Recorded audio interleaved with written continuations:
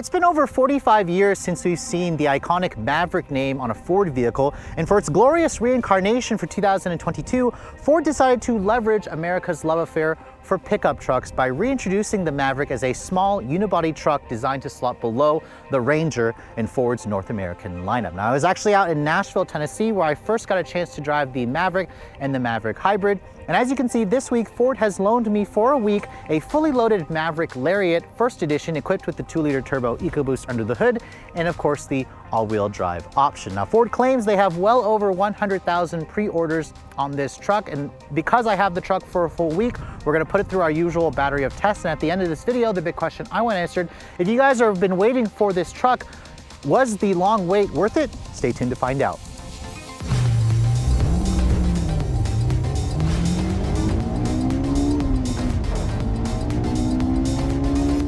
So when Ford first revealed the Maverick, there were a lot of people out there that quickly said, this is a kind of a truck that I would want to purchase simply because it is attractively styled, it's well priced, and it's also a really good size. Now, of course, this one here is the fully loaded Lariat First Edition model, and it does include some extras, of course, that are unique to the First Edition versions. Now, the first thing that's unique about the Lariat First Edition model is the color of my particular tester. This is called Rapid Red, which you can actually get this color on a lot of other Ford vehicles, but Rapid Red is limited only to the First Edition versions. Again, you can see the front fascia of this truck looks very traditional. In fact, I love the boxy design of this vehicle. It really kind of makes you forget that this vehicle is actually based off of a Ford Escape and Ford Bronco Sport platform. So remember, this is a unibody truck. The hood graphic that you're seeing here is part of the First Edition. It actually says First Edition in the actual hood graphic with this little interesting accent line. It looks really nice. In fact, this vehicle here competes directly with the Hyundai Santa Cruz. Let me know in the comments below if you guys prefer the look of the Santa Cruz or the Maverick. I think both trucks are equally interesting, but this is definitely a more traditional design in its overall look. Now, you can see the headlights on the Maverick, all of them, even the base version, come standard with full LED headlights. These are the reflector style LEDs with an LED low and high beam. You can see just an incandescent turn signal, and you have an LED daytime running light. No fog lights on this truck. You can get that, I believe, on the Santa Cruz, but you can see my tester, because it's a First Edition, has the Lariat luxury package, so it includes Ford's adaptive cruise control and their Co-Pilot 360. That is an optional extra, and if you guys want adaptive cruise, you have to go for their higher trim versions of the Maverick. Now, looking around this side profile, you can see if you guys have a previous generation Ford Ranger, the one that was discontinued back in 2011, this truck is roughly the same size as that vehicle. Its wheelbase is 121 inches long. Its overall length is around 199.6 inches long. This is about 5 inches longer than the Hyundai Santa Cruz and about a foot shorter than something like the current generation Ford Ranger. You can see the First Edition package gives you these really attractive set of black 17-inch wheels wrapped in Falcon Wild Peak all-terrain tires. These tires are what you get on the FX4 off-road package, technically. Remember, if you guys want all-wheel drive, you have to get the 2-liter engine. All Mavericks with all-wheel drive have roughly 8.6 inches of ground clearance, which is actually, I believe, a little bit more versus what you're gonna find in the Santa Cruz. Now, looking at it from the side profile, you can see here, it has a very traditional look. In fact, it looks really traditional, but also rugged, handsome, and maybe even cute. That's some of the comments that I've heard from a lot of people who are seriously looking at this truck that just stopped to actually ask about it. You can see the roof is black painted on the First Edition. That moonroof is also included. It is a $1,000 extra if you guys don't get the First Edition package. The mirrors are also black painted. No side mirror indicator lights. I would have liked it if Ford added something over here, perhaps. There's a Lariat badge there to let people know that yours is the highest trim. And then the First Edition also includes more of the graphics along the side rocker panels. And it just really kind of brings together a very cohesive looking design. Now, because this is a unibody truck, you can see there is no actual cut here that separates the bed from the cab.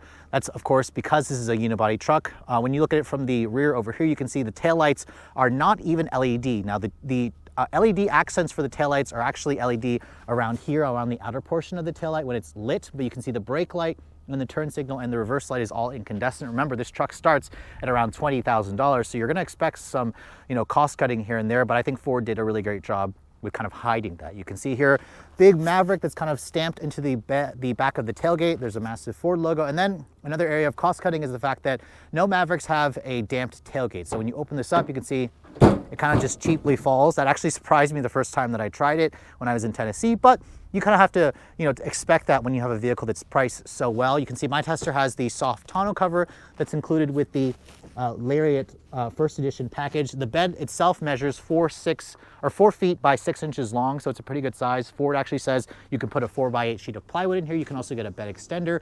The spray-in bed liner is something that I would recommend for about 500 bucks. And then you have this little nifty storage area over here where you can kind of put things in here. And once that opens up, you can see there's a little nifty area where you could hide some stuff. I think that's a really cool addition. Although, unlike the Hyundai Santa Cruz, which offers an in-bed trunk, the Maverick doesn't offer such a feature. You do have this nice LED lighting in here with an actual household power outlet, although it's not quite as nice as what you're gonna find in something like the F-150 Power Boost. The Maverick Hybrid doesn't even offer the Pro Power on board. Remember, this truck is all built to a certain price. If you guys are interested in carrying a lot of stuff back here, Ford says this will carry a maximum of 1,500 pounds in the bed. That is standard regardless of whatever engine you choose. So now let's move on to the interior of this fully loaded Maverick Lariat First Edition. The first thing I want to show you guys is the key fob. This is the current generation Ford key fob. It's a little bit of a large key, but you can see the Lariat trim is the only trim to give you remote start and push button start. You can actually get remote start on an XLT, but if you want intelligent access key, you have to go for this trim, and you have to add the Lariat luxury package for a few other nice extras. Now you can see it does have remote start on the fob. The vehicle starts right up, which is nice. And in typical Ford fashion, you also have this little touch keypad right here. If you guys don't want to feel like bringing your key with you, you can actually leave it in the vehicle and just use a combination code. Now, opening the door, you can see my tester, being the Lariat model, includes this very nice looking like desert brown interior with the two-tone with the blue. This is the only trim to also give you their ActiveX synthetic leather material. The other trims will have a cloth material. On the XLT, it actually includes some orange accents, but the cloth also looks pretty nice. It just has a very modern, very interesting looking design, even though a lot of the materials in here are hard plastic. Remember, this is an inexpensive vehicle. The door panel, you can see everything here is hard touch plastic, which actually feels a little bit cheap when you touch it, including the door handle.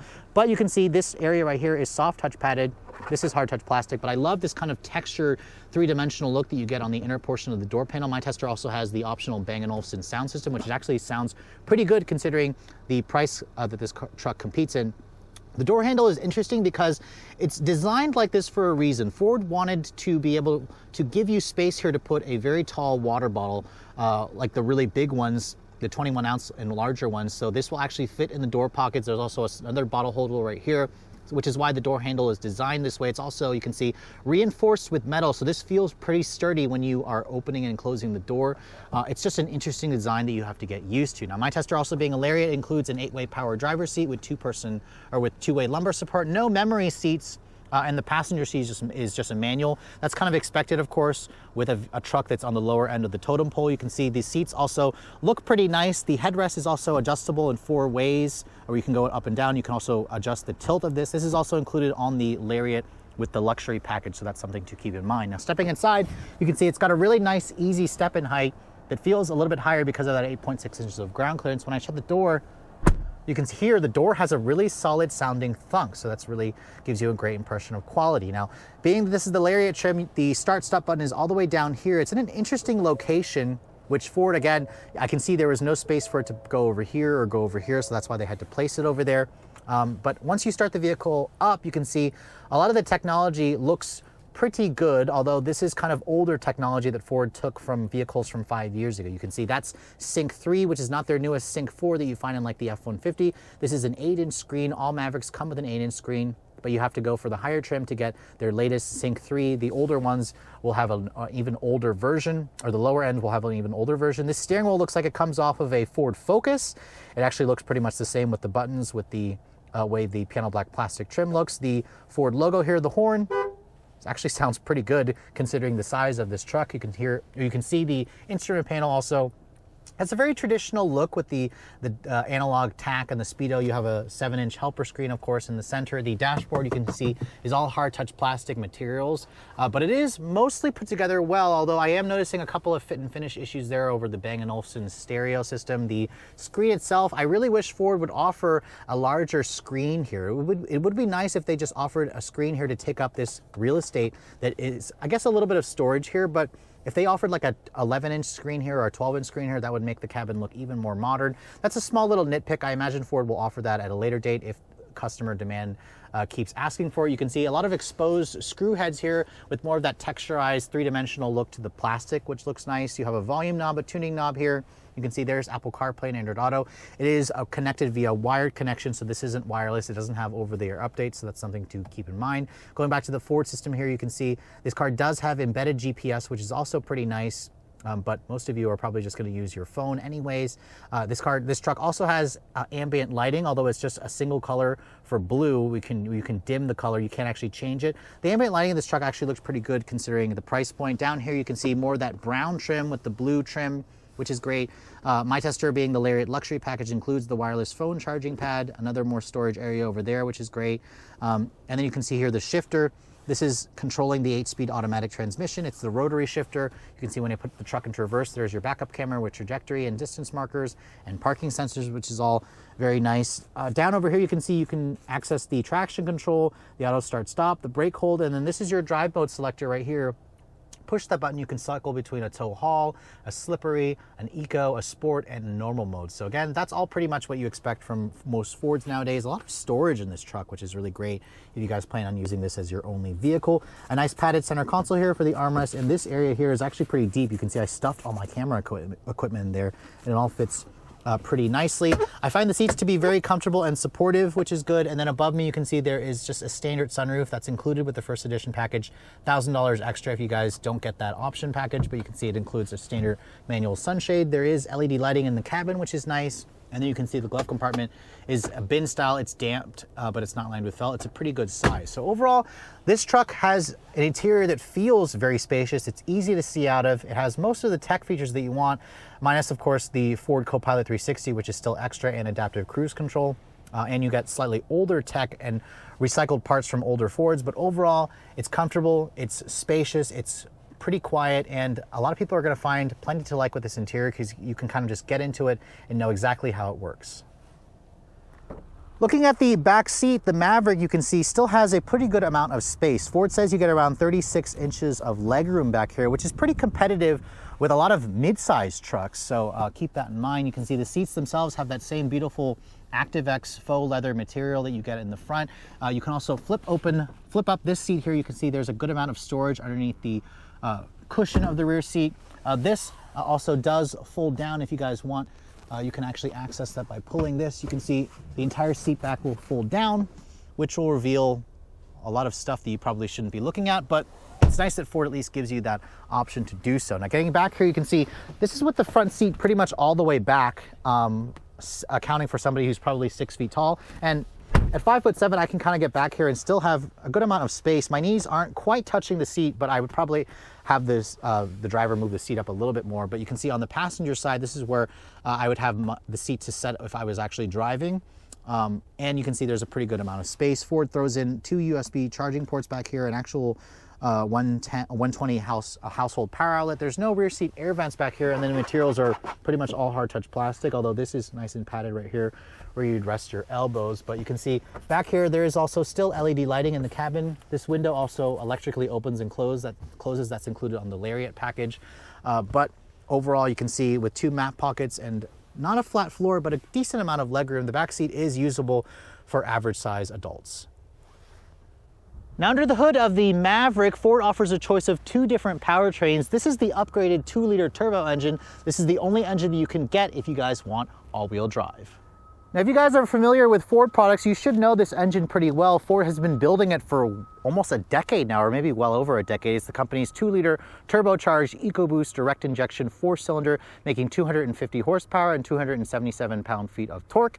It all goes out through an 8-speed conventional torque converter automatic, and then you can take your pick between either front-wheel drive or all-wheel drive for an extra $2,200. All-wheel drive is still extra on this engine, so you pay a total of around $3,300 if you guys want this engine, with of course all-wheel drive. Fuel economy is rated at 22 in the city and 29 on the highway, which is not great. However, the hybrid powertrain is the one that you want because that's the one that'll get 41 in the city, 37 combined, which is really impressive gas mileage for any vehicle, let alone a pickup truck. That one only comes sadly with front-wheel drive.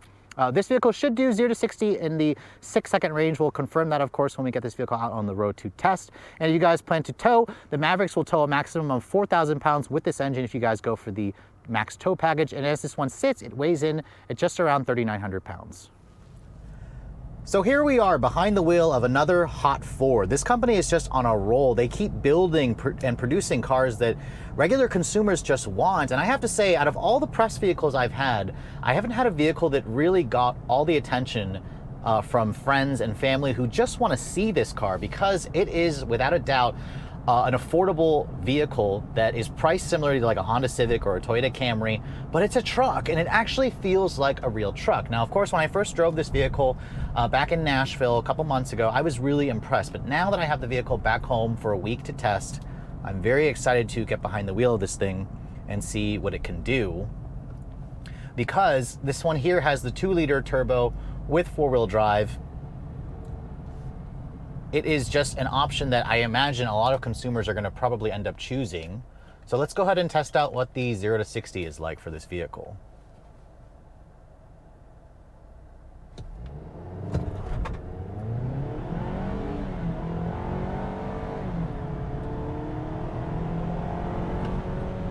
And my first run, I got 0 to 60 in 6.13 seconds. That is very impressive. And it makes it about a smidge slower than the new Hyundai Santa Cruz, its main competitor with that 2.5 turbo and the 8-speed wet dual clutch. This 8-speed torque converter automatic is probably better suited, of course, for truck duty. And it's pretty quick. I mean, actually, this is the quicker engine compared to the hybrid, but the hybrid is no slouch. I'm hoping I'll be able to get one of those for a week to test to do an updated review. But this 2-liter with all-wheel drive, of course, is the only way you can get 4-wheel drive on the Maverick. So you have to go with the gas 2-liter if you want that. But you know what? I want to test it out one more time because I want to see if I can consistently get a number that's close to that. This is a pretty impressive performance for a vehicle that's not designed for fast 0 to 60 times.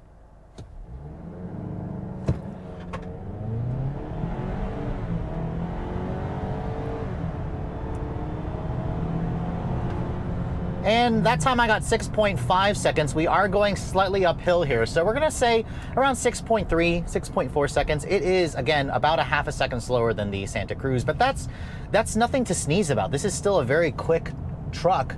And it's way quicker than any Tacoma that I've driven. It's quicker than the new Nissan Frontier, which undoubtedly those are vehicles that are a step above in terms of size, in terms of price.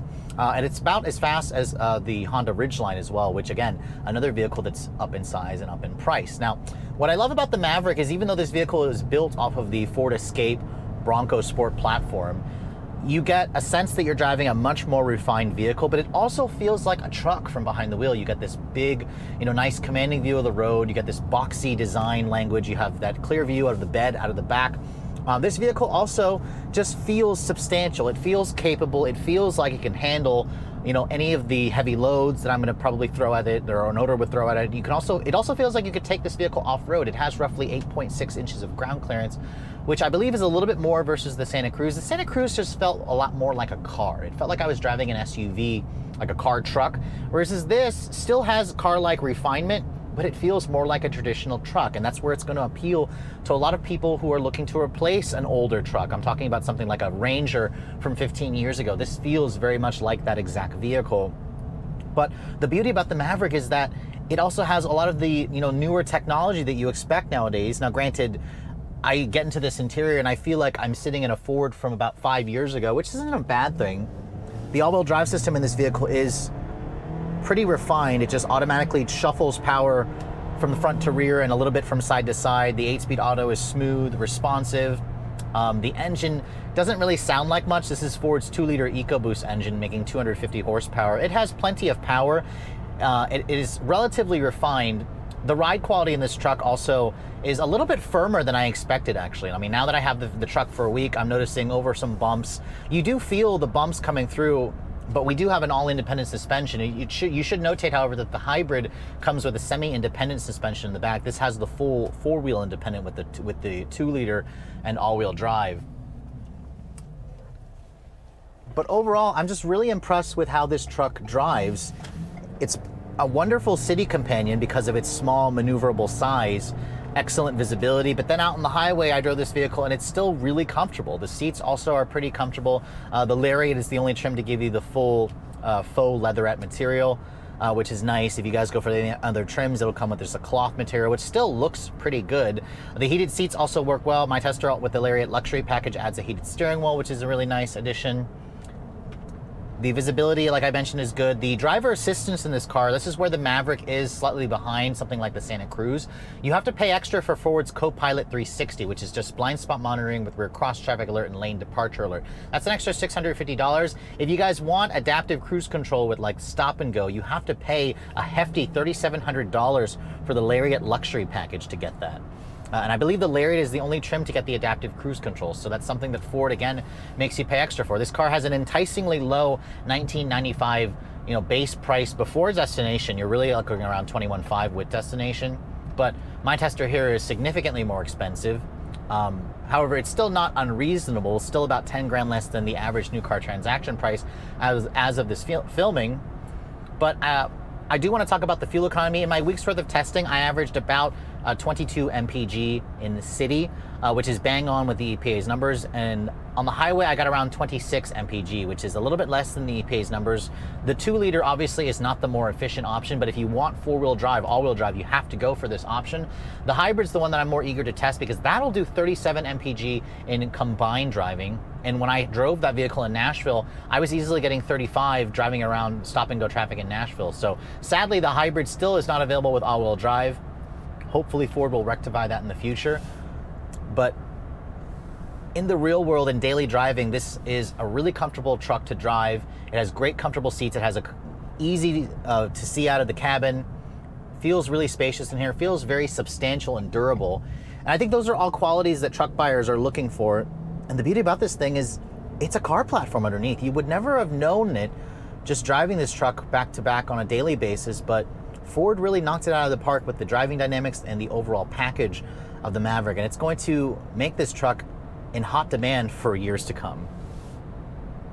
So after spending a full week with the all-new Ford Maverick, I have to admit, when I first saw this truck, when Ford revealed it last year, and then when I first drove it in Nashville, I was blown away with the entire package that Ford is offering here. Remember, this is a truck, a 4-door crew cab truck with a 4.5-foot bed that starts at $19,995. Now, of course, that's before destination, so really you're going to pay $21,500 for a vehicle that comes standard with a hybrid powertrain that gets 40 miles to the gallon, albeit with only front-wheel drive, and it'll tow a maximum of 2,000 pounds. Most of you, of course, who plan to do actual truck things will probably want to tick the option box for all-wheel drive and get, of course, the 2-liter turbo engine. That's about $3,000 extra for that, but still, you're looking at a truck that's around $25,000 with all-wheel drive, around $1,000 for the base front-wheel drive version. Now, keep in mind, the base XL does lack cruise control, so you at least want to step it up to the XLT model for around $23,000. Now, of course, after spending a week driving this truck on a daily basis and just seeing what it's like to live with,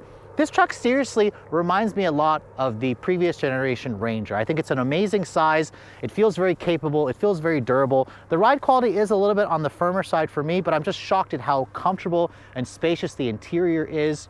The technology that Ford throws into it, if you guys go for the higher trims, is about what I expect given the price point. However, you should keep in mind that this doesn't have all the newest tech that you'll find in vehicles like the all-new Ford Bronco and the Mustang Mach-E, but I think for the price point, Ford threw in a lot that buyers tend to demand and tend to expect. Really, where Ford kind of loses points for me is in the value spec when you guys actually spec it up with options that most people are going to want. For example, if you want push-button start, you have to go for the Lariat trim.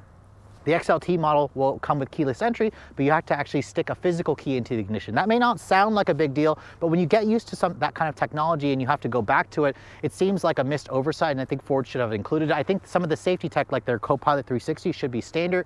You still have to tick a $650 option box, and if you guys want adaptive cruise control, you have to tick the expensive $3,700 Lariat luxury package, which also bundles in the heated seats and the heated steering wheel. My tester here, of course, with the first edition package, the Lariat luxury package, stickers for just over $35,000. That's still a really attractive price. It's about $10,000 less expensive versus the average new car transaction price as of this filming here in January 2022.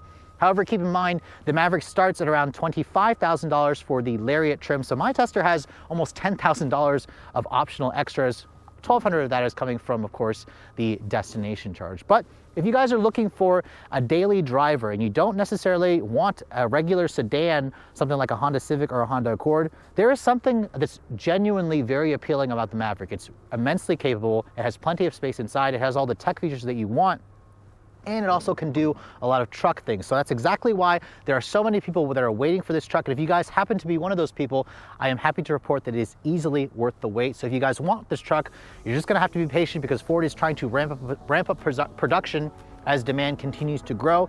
But don't be surprised to start seeing more and more of these out on the road, because right now it is a dime a dozen. And just spending a week with this truck, I had so many people stopping me and asking me about it. It was actually kind of insane. I almost felt like I was driving a supercar. But with all that said, I hope you guys have enjoyed my full overview on what it's like to live with a 2022 Ford Maverick Lariat. If you're also looking to see the latest cars I'm testing, be sure to follow me on Instagram at Redline_reviews. Like us on Facebook. And as always, guys, please keep subscribing to the Redline Reviews YouTube channel for all the latest reviews. Thank you so much for watching. I'll catch you all in the next video.